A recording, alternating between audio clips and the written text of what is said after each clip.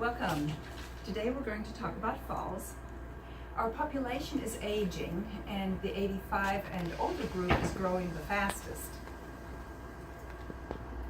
We're going to talk about what contributes to falls, how to identify patients, and how to evaluate patients, and then what to do about it to prevent future falls.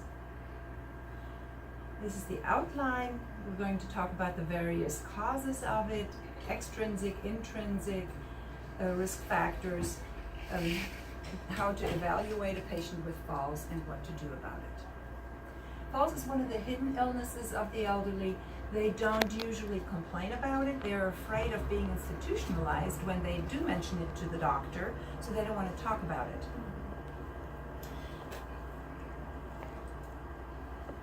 Megan is a 3-year-old. She smacked her head when she fell against a step and has a big bruise on her forehead. Her mother takes her to the doctor, and you're the doctor and evaluate her. What would you do?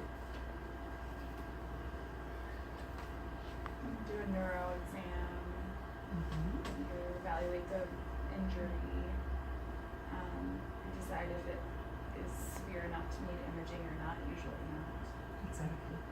3-year-olds fall a lot, and they're built low to the ground, so it doesn't cause a lot of damage when they do. However, now Megan is 81 years old. Same scenario. What would you do?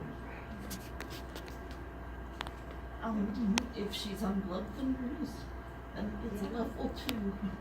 Exactly. Ask if she's on blood thinners and any other things.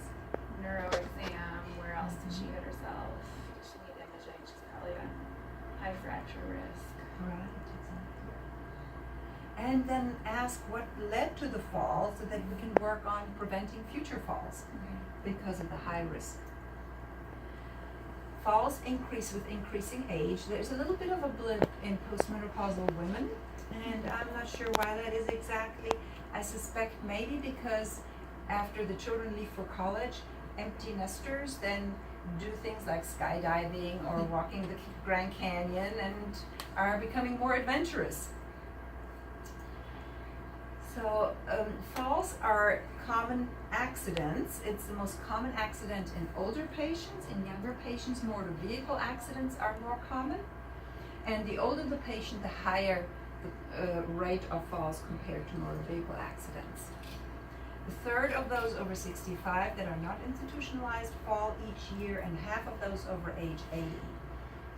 Females fall twice as often as males do, and 50% of those hospitalized that need hospitalization will be dead within a year.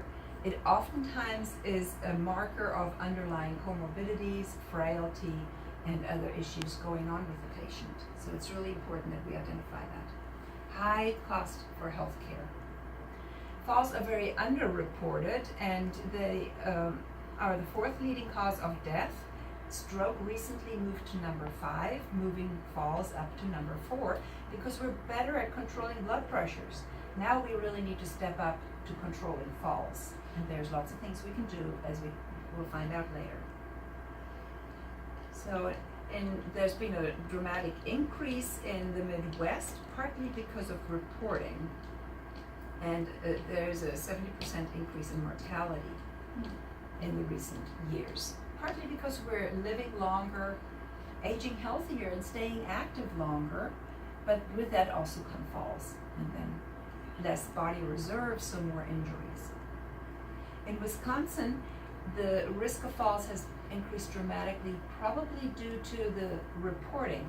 There is so much awareness in Wisconsin about falls because Jane Mahoney is doing research in the field and has rolled out Stepping On in the state.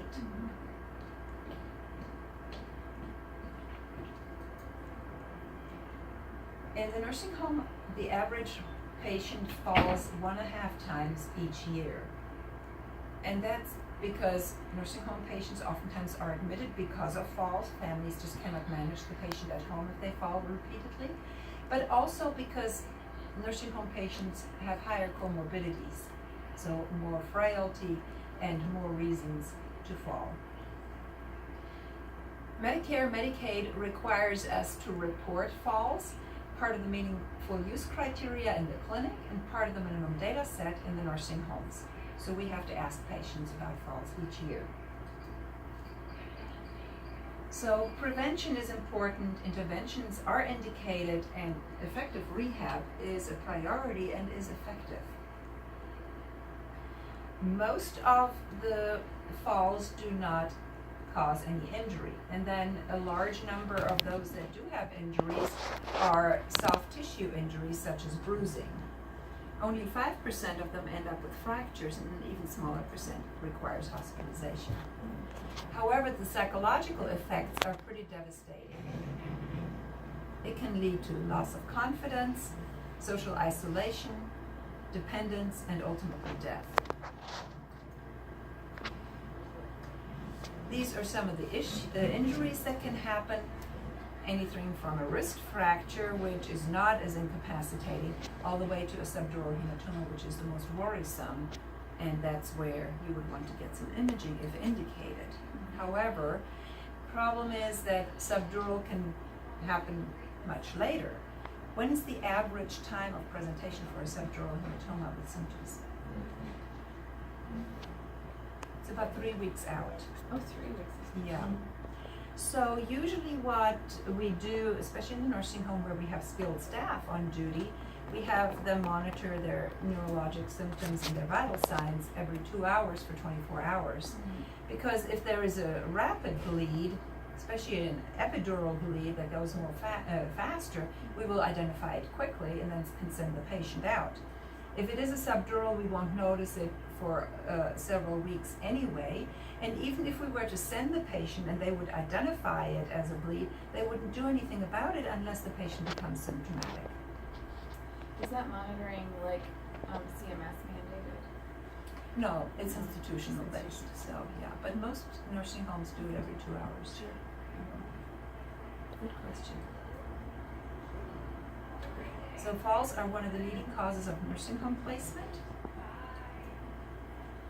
And when you ask patients what they're most afraid of, they're not so much afraid of dying. Only 11% of patients rank that as number one. Their biggest worry, 76% of patients said, I don't want to become a burden to my families. I don't want to be dependent on somebody else. And falls and hip fractures are the number one reason for dependence. Mortality increases exponentially with increasing age. Like I mentioned before, the older we are, the higher the comorbidities, the frailty, the less reserve we have in our organs, and that then leads to higher mortality when we do fall. And that increases exponentially. Falls in the elderly are multifactorial. They consist of intrinsic factors, so normal aging changes and some diseases that affect the patient, but also extrinsic factors, environmental factors that we can do something about, and then over time, things tend to happen. Let's start with extrinsic factors. It can be furnishings being too low or too high. I had a patient who had home health PT go out to her to work with her, and the physical therapist called me and said, we need a hospital bed because the patient is at high risk of falling when she gets in and out of the bed because her bed is so high and she walks up 3 steps to get into it. And I'm like, this makes no sense. This patient is otherwise quite fit and walks. Why would she need a hospital bed? So I did a house call and I lift up the bed skirt and the bed was on 2 cinder blocks to make it look more regal. So I asked her to just remove those cinder blocks, and then she did not need the step stool to climb into her bed and did fine. But likewise, if furnishings are too low, then patients may need to just tip forward too far in order to be able to arise from the chair because they don't have the strength in their quadriceps to arise from the couch or a chair if they're too low, or if they're sinking too far down into soft cushions. Loose carpeting, uneven flooring, and unsafe stairways can all be falls risk. What do you think of these stairs? Unsteady surface area. Exactly. Any other thoughts about the stairs? What do you think of the railing? That's a question. Yeah, exactly. It looks pretty rickety. Yeah. The biggest risk factor here is actually the uneven steps. So one step is much taller than the others, and our brain gets the message, oh, this step is this height, I expect the next step to be the same height. And if it's not, we're at higher risk of falls. And then, of course, the cracks and the crumbling. So make sure you use full-length side rails, but lack of grab bars can be a fall risk. Safety railings in the rooms or hallways can be a fall risk. Poor lighting, but likewise glare can also cause falls because of the light reflection. Then inappropriate footwear. If patients wear flip-flops and the shoe comes partially off as they go down the stairs, they're at risk of falls. Poorly fitting eyewear. About 10 years ago, I moved to bifocals, and I had a presentation on the West Coast, and I flew from North Carolina to San Diego. A week later, I had a presentation in Tahoe, and instead of flying back across the country, I added a week and went to see the Grand Canyon. And as I was walking down in January, I had to go pretty quickly because it was getting dark soon. I fell twice. Now, granted, there was snow on the ground, but I was wearing crampons, and I couldn't figure out why I was falling. Because I do ballroom dancing, I bicycle, I run, why should I be falling? And I realized with the second fall that I just got new bifocals, and I took my glasses off and didn't fall the rest of the trip. So even though my vision was improved for reading, overall my brain had not adapted to it, and that put me at increased risk of falls. Then poorly positioned storage areas.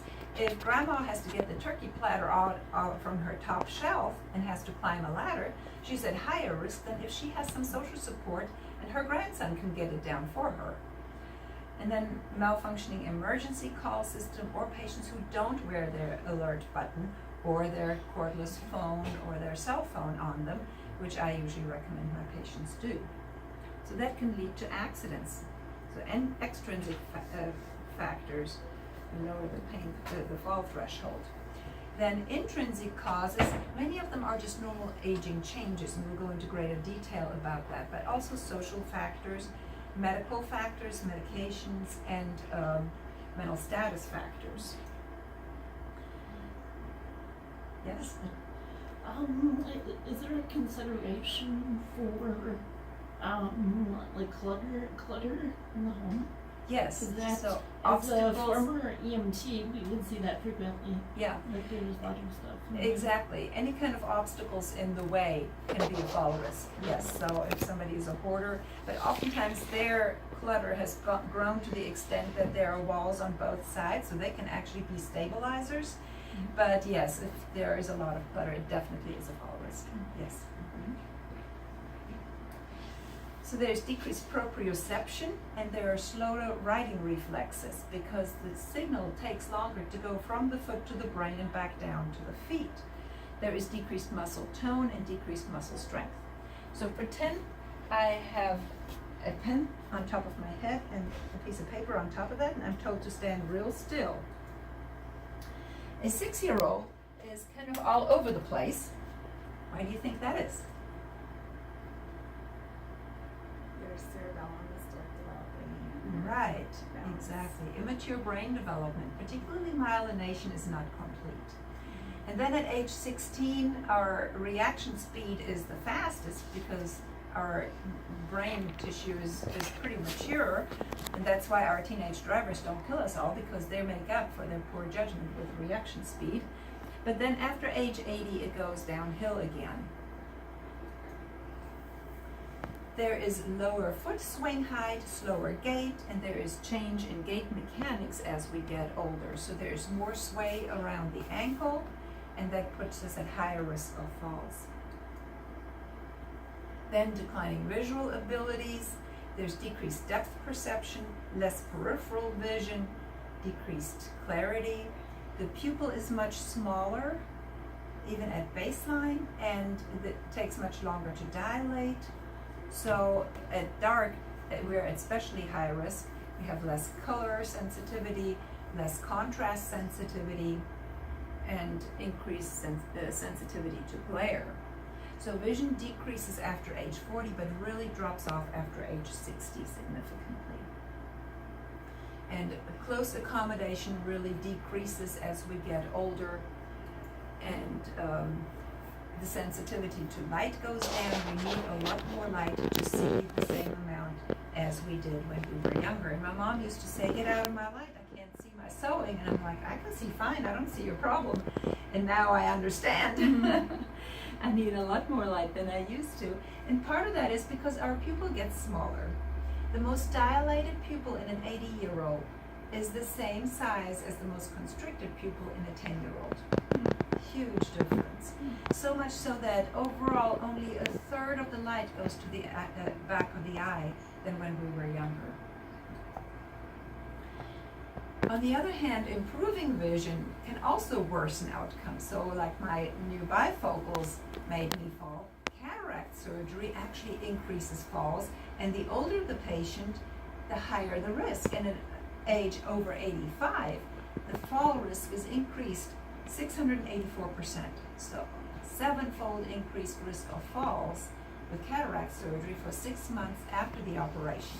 It doesn't mean we don't operate, because they really do need improved vision, but it takes the brain a while to adapt to that new vision, because we're so used to not being able to see well. So caution your patients when you send them for new glasses or for cataract surgery to be very careful for the next 6 months, especially the older they are. There are blood pressure changes as we get older. There's a decreased baroreflex sensitivity in the carotid. There is decreased cerebral blood flow, and then decreased adrenergic responsiveness when there is not enough fluid on board. So we don't raise our blood pressure and our pulse as effectively than when we were younger. In addition to that, we don't feel thirsty as we get older. We oftentimes don't want to drink more because we don't want to have to go to the bathroom, because it's difficult to undo our clothes or to climb the stairs. Then there's less salt conservation on the kidney level, less renin and aldosterone production, and more less antidiuretic hormone production in the brain, all contribute to more fluid losses. But even if we made enough antidiuretic hormone or gave the desmopressin or vasopressin hormone, our kidneys would not be able to concentrate the urine as effectively, because the long nephrons have died off that concentrate the urine most. So we just need to make sure that our older adults drink plenty of fluid, and I usually say a minimum of 2 liters a day. Postprandially, oftentimes as our blood goes to our gut, there is not enough blood to go to our brain, and that's when falls happen very frequently. And when we get older, we just don't have enough of a blood pressure response to bring the blood back to the brain and prevent falls. So we can check orthostatic blood pressures. However, repeated studies have shown no difference when we check the blood pressure at 3 minutes or 1 minute, and that's because actually the nadir occurs at 10 to 15 seconds. So I don't routinely check my blood pressures. I used to check them, orthostatic blood pressures, in response to falls, and one time I was documenting on the computer when my nurse was checking the patient, and the patient got up and said, "Oh, I'm dizzy." And I said, "Well, check the blood pressure." And the nurse said, "Oh no, it's not been a minute yet." Well, that's what happened. The nadir occurred at 10 or 15 seconds, and then by 1 minute, the blood pressure was back up, and we missed it. So I don't routinely check orthostatics, because if they're positive, that's good, but if they're negative, doesn't mean that the patient is not dehydrated. And I just make sure that all my patients drink 2 liters of water a day. So normal changes of aging can contribute to the fall risk. Then in addition to that, diagnoses, medicines, the more surgical procedures, the more days in bed, and the more physician visits in the last 6 months, all are markers of comorbidities and impact the risk of falls. So gait and balance, vision, hearing, blood pressure, medications, and functional abilities all feed into the fall risk and should be assessed. The more lack of ADLs or IADLs the patient has, the higher the risk of falls. And if the patient has a deficiency of 7 or more ADLs and IADLs, the fall risk is 100% per year. Mental status factors, dementia with poor insight, delirium, and depression all put patients at high risk of falls.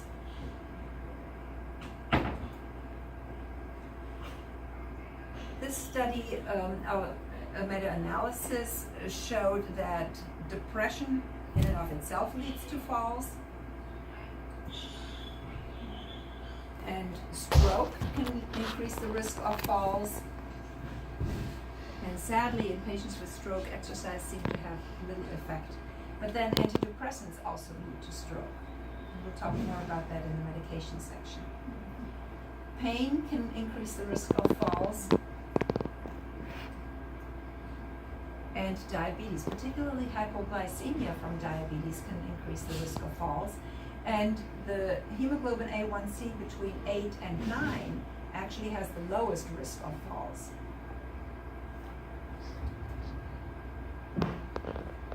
Role strain, exposure to hazards, bereavement, all are risk factors for falls. They also increase the risk of depression. Then having a good support system can be very helpful and prevent the risk of falls. Would you please close the door? These medications contribute to falls, and they're all on the Beers list except for diuretics and vasodilators, but they're on the stop criteria out of Europe because they also increase the risk of falls. So look closely at your patients, and if they're on gabapentin, which is on the Beers list, consider tapering them down to the lowest dose or taking them off altogether. Antihypertensives can contribute to falls, particularly in the first 4 weeks, and diuretics particularly increase the risk of falls even long term. Antipsychotics, all classes increase falls, and in addition to that, even further increase hip fractures. Benzodiazepines increase the risk of falls, particularly in the first 4 weeks, and then they kind of level off, but they don't ever decrease or plateau. They continue to increase the risk of falls with continued use. So it's worth getting our patients off of these medications. The more medications our patients are on, the higher the risk of falls. And Dr. Tinetti did a study looking at 4 or medications as the cutoff. The Hendrick 2 fall risk model is what's used in the hospital to identify fall risk, and that is reported out in the discharge summary. Interestingly, male has a higher point here than being female, which is counterintuitive because females definitely have a higher risk of falls than men do. So medication burden adds to that, and then there can happen events. Either a patient has an infection or is impacted, that can lead to delirium. They could have dehydration, any new medications. And for some medications, you have to look back 4, 6, or even more weeks to see if that was started, because things like tramadol, amiodarone, for example, can take several weeks or months to cause falls, but then when we look back, if there was a recent medicine started, then we might miss those medications. So look back quite a ways. And then cardiac etiologies make up less than 1% of the risk of falls. Urinary tract infections and falls. Yes, infections can cause falls. However, it's oftentimes not the infection, it's oftentimes the dehydration that's causing both the fall and the UTI. So use the McGeer criteria to look for urinary tract infections. or symptoms. Patients have to have 3 of these 5 symptoms in order to qualify for a UTI, and I have found it quite reliable in my older patients. This was a study looking at the number of patients who presented to the ED with a fall and who had a UTI and did not have a fall and so on, and there was no correlation between UTIs and falls. So they're oftentimes overdiagnosed when patients present acutely. Falls from pathology increase with age, but trips actually decrease, and maybe that's because as we get older we're more careful and other things are more likely to occur. So any kind of acute event then lowers the fall threshold. So loss of mobility, any kind of diseases that contribute to that, such as Parkinson's, arthritis, strokes, foot disorders, and dementia. So in institutionalized older adults, dementia is very common. More than 50% of my patients in the long-term care nursing home have dementia. High use of psychotropic medications, including antidepressants and other medications that increase the fall risk. High incidence of neurologic conditions such as Parkinson's or stroke, and then impaired judgment puts these patients at higher risk. So these are the risk factors. Age, the older the patient, the higher the risk. Social supports reduces the risks.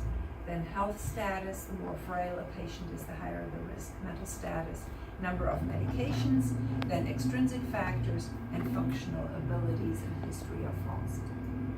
So when you do an evaluation on a patient, the most important part is the history. Then we do a focused physical exam, particularly of the neurologic system and the musculoskeletal system and the heart, and then a very focused laboratory depending on what risk factors the patient presents with, and then doing gait and balance testing, synthesizing the assembled factors, and then target the intervention. History is the most important piece. It gives us more than 80% in most patients, in the elderly even more. How did it happen? When did it happen? What were circumstances surrounding the fall? Has it ever happened before? So if you get a call in the middle of the night from the nursing home reporting a fall, and nursing homes are required to report a fall, then the first question should be, has this happened before? If this is a patient who falls frequently, then the patient has already been evaluated, so you don't need to pull out all the stops to evaluate them. If this is a first fall for a given patient, then we really need to ask about new medications, about any new illnesses, last bowel movements, vital signs, any new changes that might have happened in the patient's life. Then ask about associated symptoms. Was there any loss of consciousness? Any medications that contribute to the falls? This is a time to do a pharmacy biopsy. And then general medical history. Mental status testing is indicated because, like I said, dementia is one of the biggest risk factors. And then, if necessary, do a cardiac and musculoskeletal exam and get vital signs, including weight, to look for CHF or significant weight loss that can lead to muscle weakness. Blood pressure, I don't routinely check orthostatics, but if patients, caregivers want to check blood pressures, then making sure that they check it early after the patient arrives, about 10-15 seconds into it, and then maybe a minute later to find if there is any drop. So on the neuro exam, make sure you look for proprioceptive deficits. I carry a tuning fork to look for vibratory sense.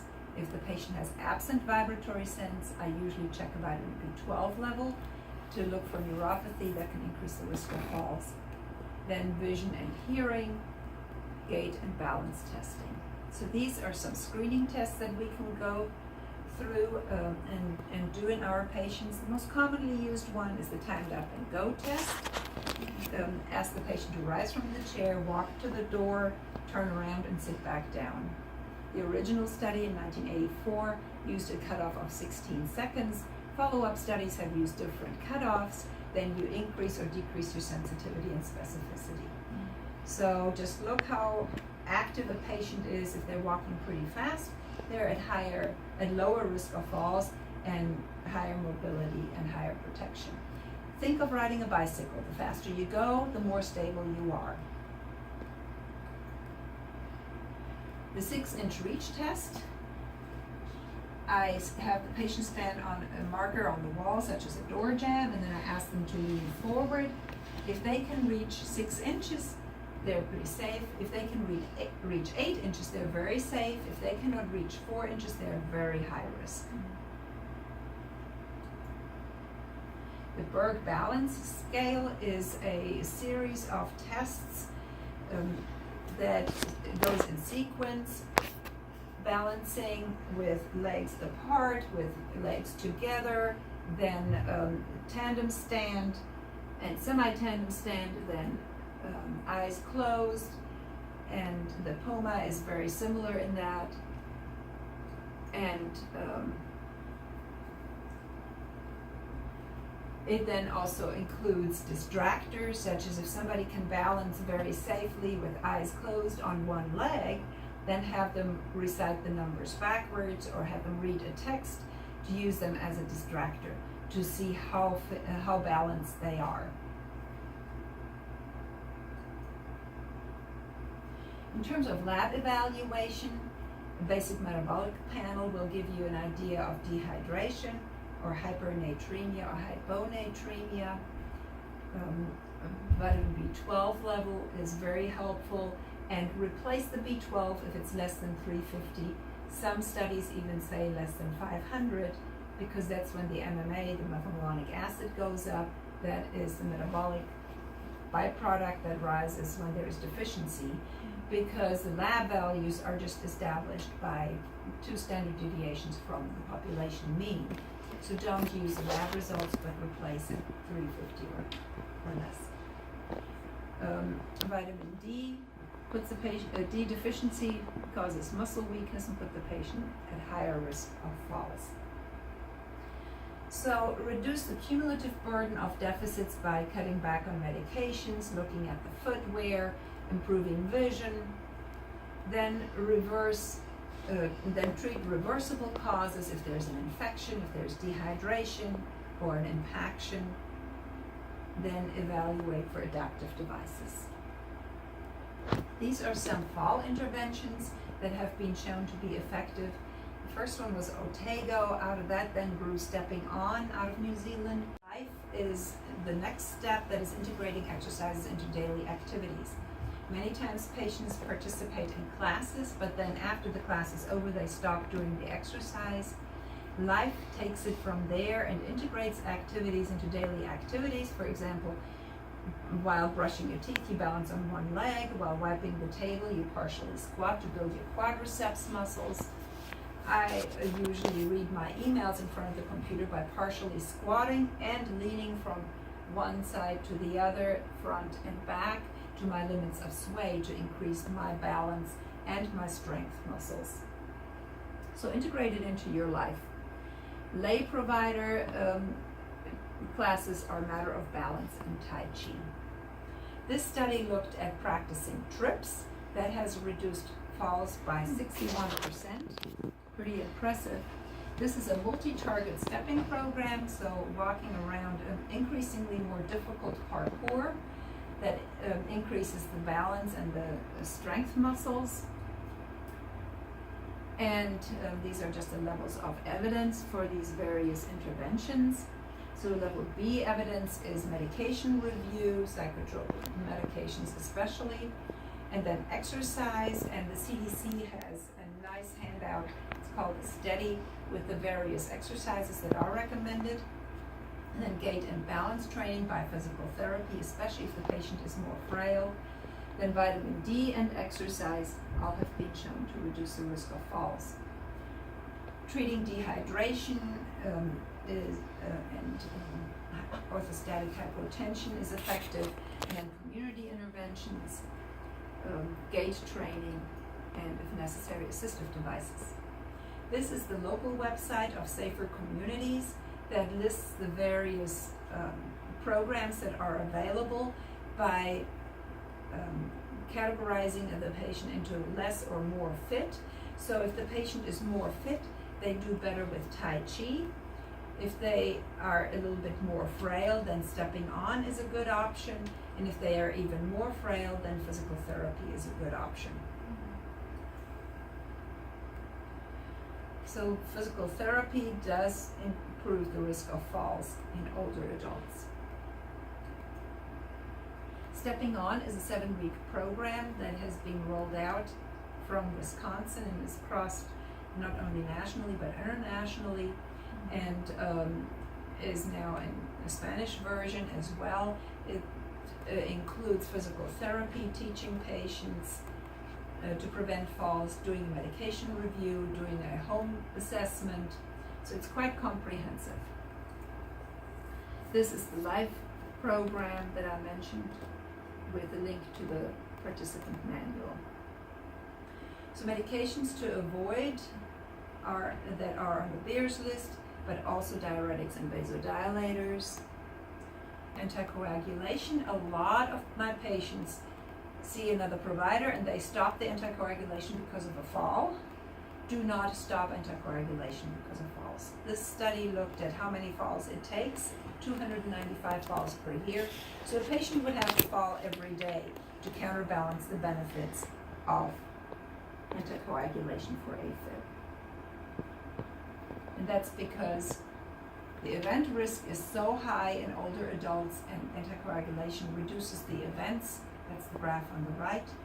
And although bleeding risk increases with increasing age, and warfarin increases the bleeding risk over baseline, that difference is much larger in younger patients and really narrows in our older patients. So the older we are, the more benefit we get from anticoagulation.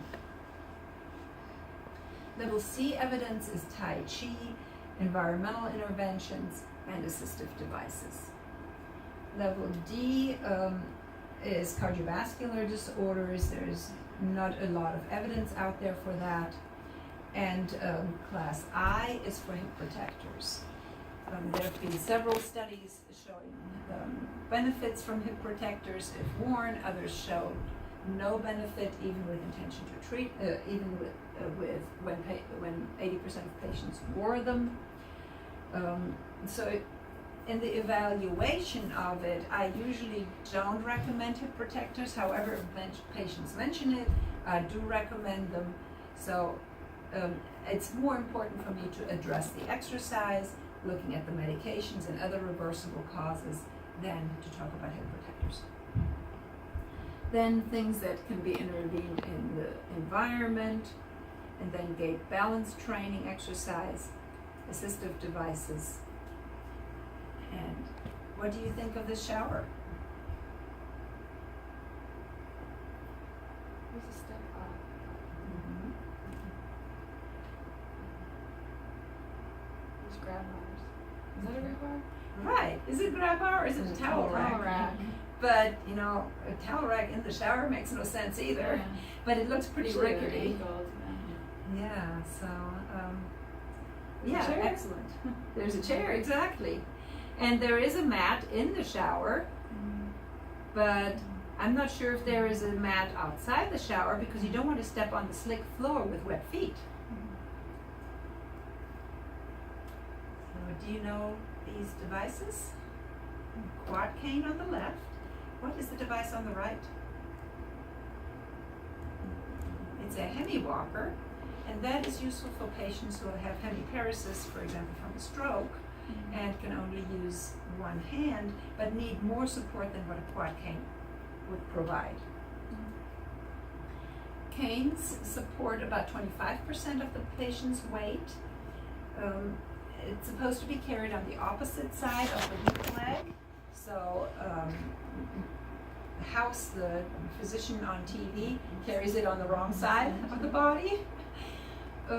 It's supposed to be measured at the ulnar styloid or at the hip here, and counsel your patients to wear a backpack or a shoulder bag so that they have the hands free to hold onto the railing and one hand for the cane as they're going up or down the stairs. The bad leg goes down first. Think the bad person goes to hell, and the good leg goes to heaven. So these are other walkers, the four-pronged walker or two-wheeled walker, and these are four-wheeled walkers. Whom would you want to give a four-wheeled walker and not a two-wheeled walker? Or a four-pronged walker?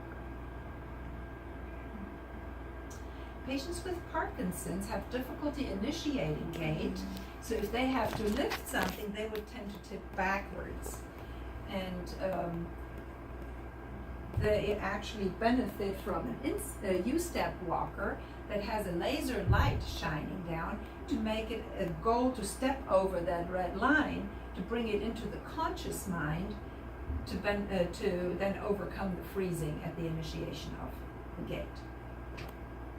On the other hand, patients who have dementia and oftentimes have poor insight and tend to run, they really need to be slowed down, so you might want to use a two-wheeled or a four-pronged walker. This is a three-wheeled walker that allows more maneuverability in smaller quarters, so if somebody has a small apartment, this might be sufficient for a patient, but does not support quite as much as the four-wheeled walker. So intrinsic, extrinsic factors and time ultimately lead to falls. So in summary, falls in the elderly are a result of complex multifactorial factors that feed into it. A good history, a focused physical and limited laboratory evaluation can lead to some causes and lead to some interventions that we can do. And there are lots of interventions that we can use in our older